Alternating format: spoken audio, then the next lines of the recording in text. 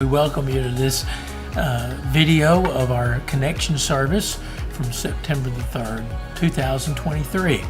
Pastor Dee Dee is going to bring the message today about the watershed of the gospel, the time when Peter recognized Jesus, and then Jesus gave some very crucial teaching about what it means to be a disciple and what was going to happen to him. We're glad you've joined us today. Settle in for a great time of worship.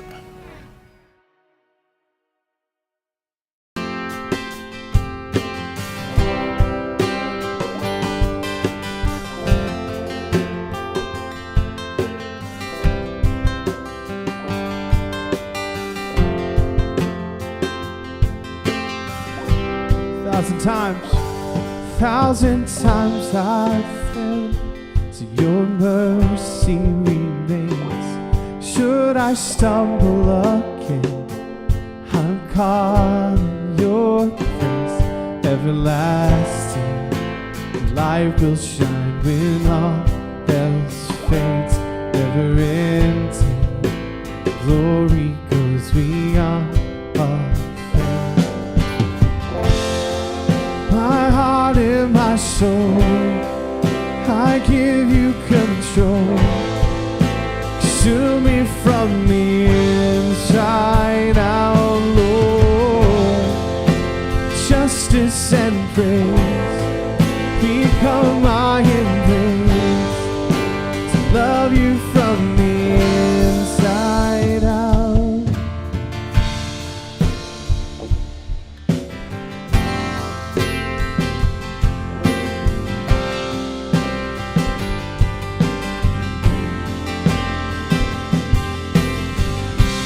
Will above all else, my purpose remains. The art of losing myself in bringing you praise. Everlasting light will shine when all else fades. Never ending glory goes beyond all fame.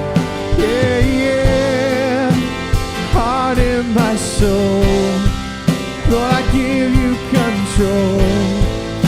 Consume me from the inside out, Lord.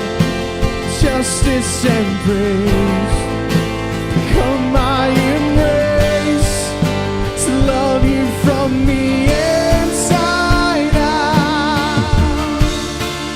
Everlasting, everlasting will shine when all else fades. Never ending glory goes beyond all fame.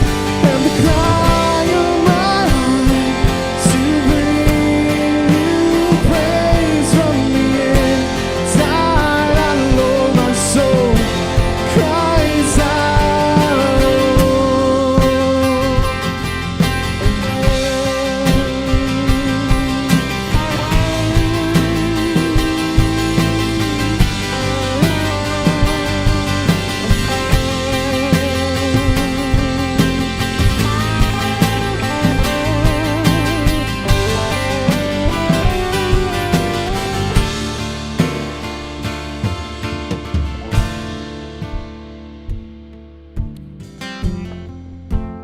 Heart in my soul, I give you control. Consume me from the inside. How the justice, let justice and praise come my embrace.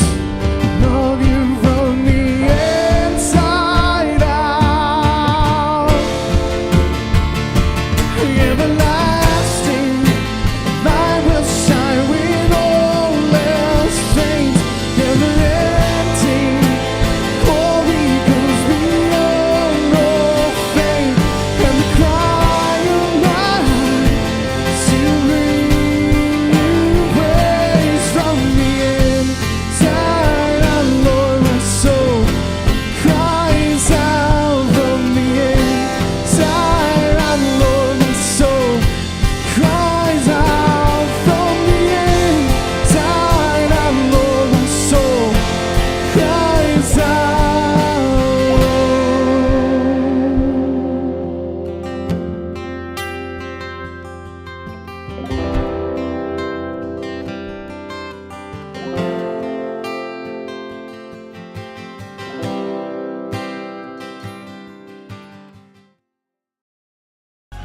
Hi, it's Dee Dee, and I'm here to invite you to our dinner church kickoff on September 6th at 5:30 in the Fireside Room. It has been an awesome summer, and we've all had a break. We've had vacations, and we've experienced fun and family and whatever you have done this summer. But now it's time to get back into that routine of school starting, and that's when we begin our Wednesday night programming, and we want you to be a part of it. This fall semester, we're going to dive in a little bit and learn something really important about who we are as United Methodist. Remind ourselves of our roots, our history, because it's important, most especially in these times that we're in. So I invite you to come on Wednesday, September 6th, where we're going to have some fun around some trivia, and we're going to sing some tunes. Charles Wesley, John Wesley's brother, wrote over 6,000 hymns, and we're not going to sing 6,000, but we're going to sing a few. And we're going to celebrate around sharing ice cream. So we want to invite you to also bring your favorite ice cream flavor, something that you make, that you're proud of, that you want to share with your church family. So join us on September 6th for dinner church at 5:30 in the Fireside Room for our kickoff of trivia, tunes, and treats.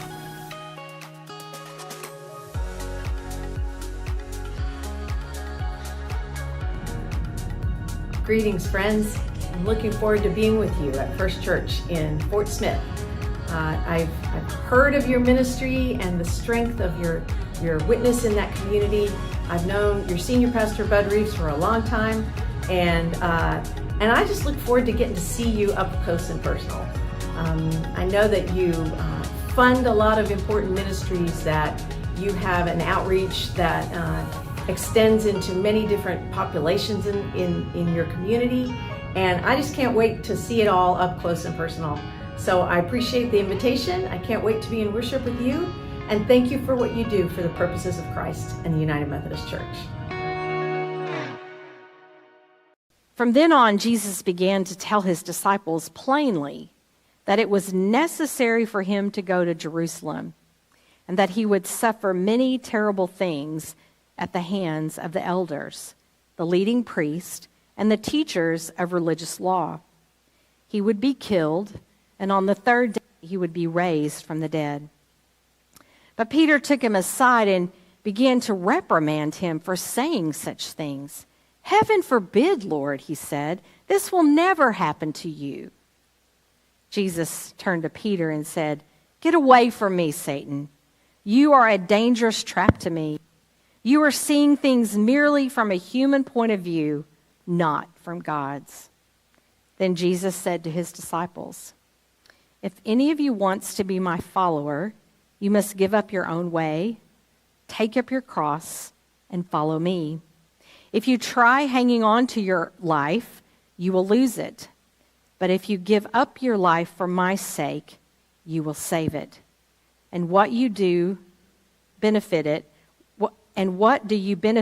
if you gain the whole world but lose your own soul? Is anything worth more than your soul?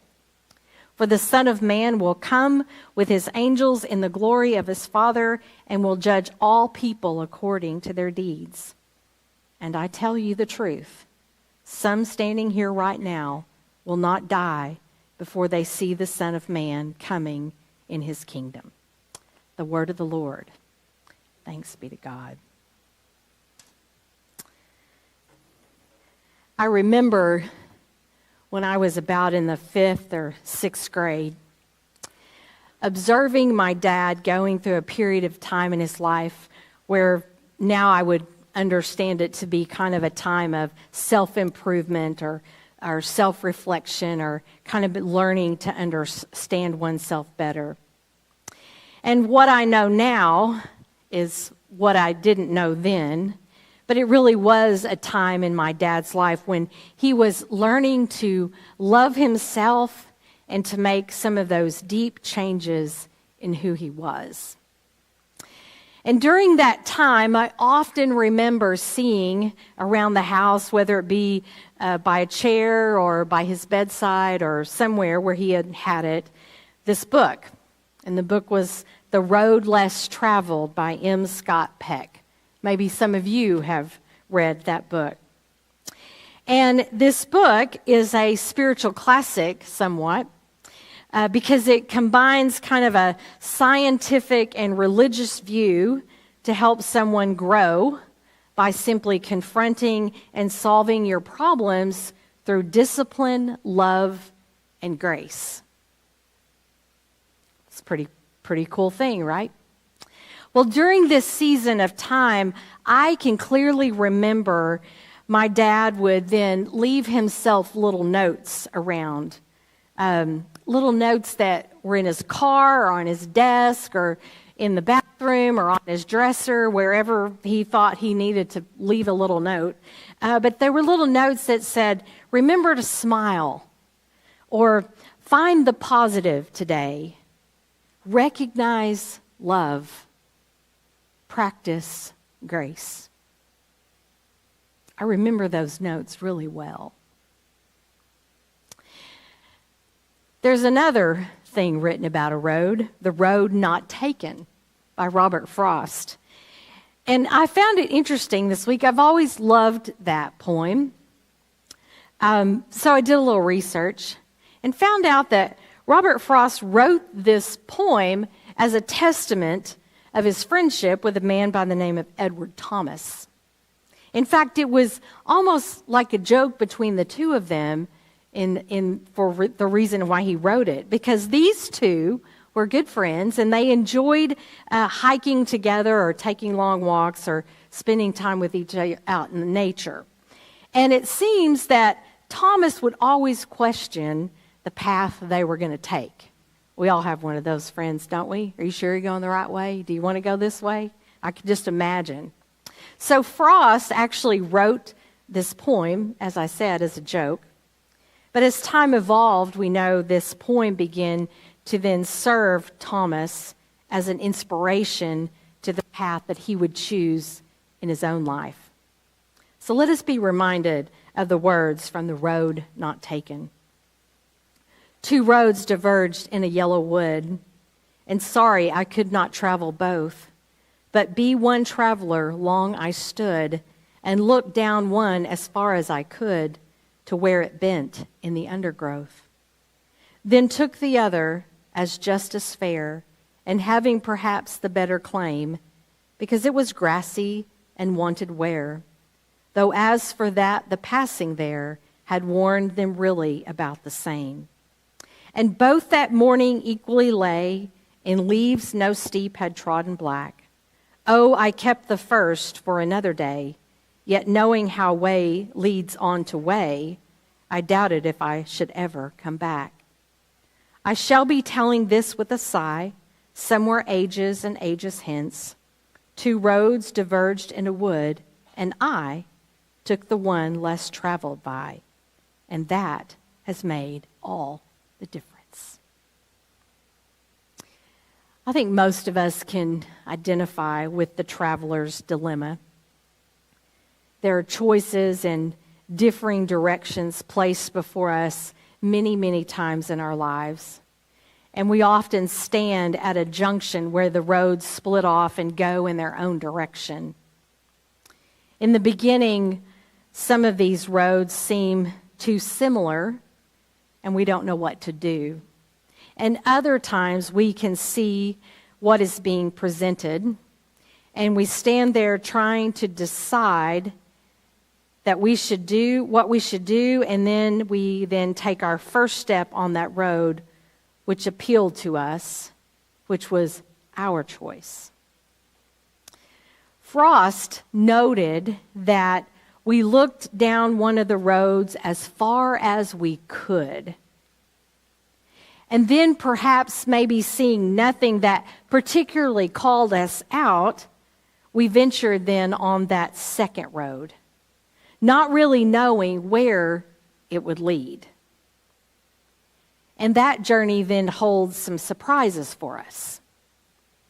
There's some broken pavement, or some dirt, or some mud, or some filled with obstacles, some that are sandy, some that are grassy, and on it goes, presenting different vistas and differing opportunities and differing lessons for us.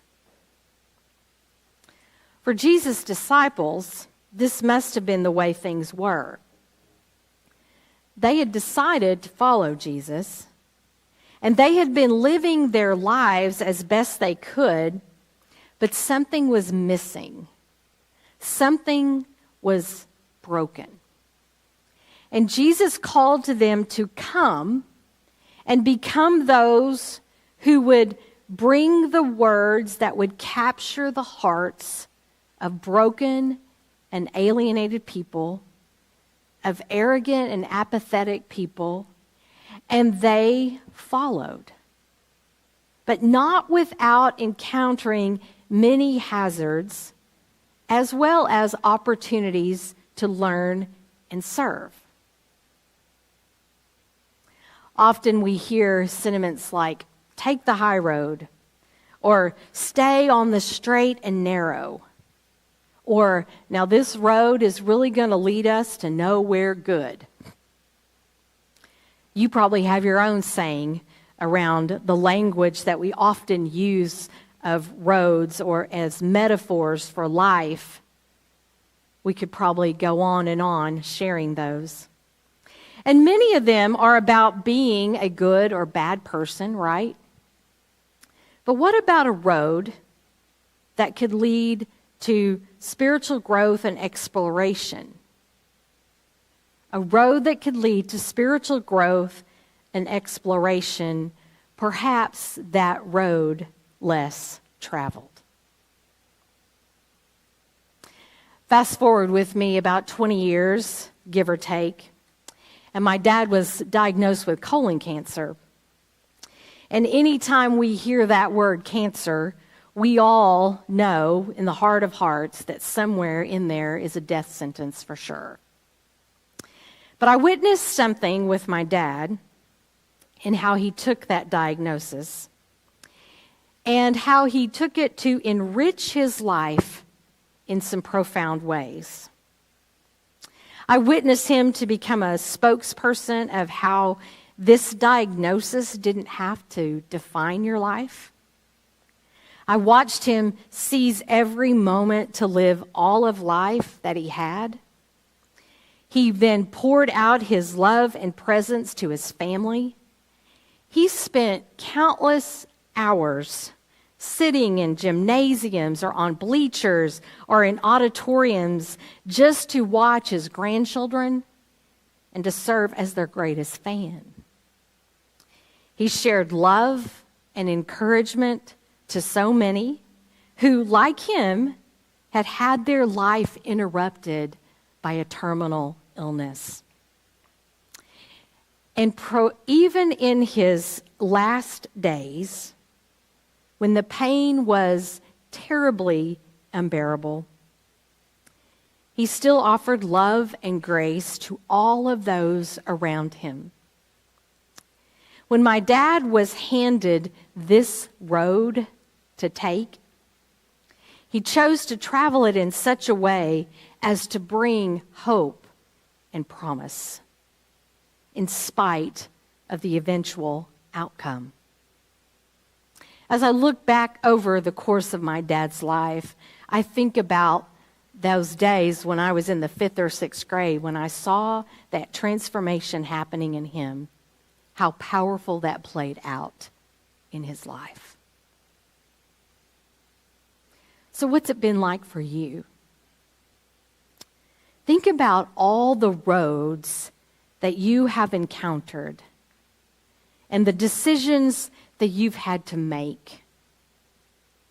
And I'm sure that most of us feel pretty good about the decisions, believing them to have been the right ones given all the information that we had at the time.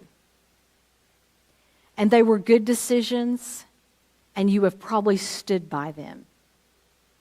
And that's a blessing, right? But I find that there were times in my own life when I have stood at a crossroads and I've wondered what I should do, and ultimately I make a decision.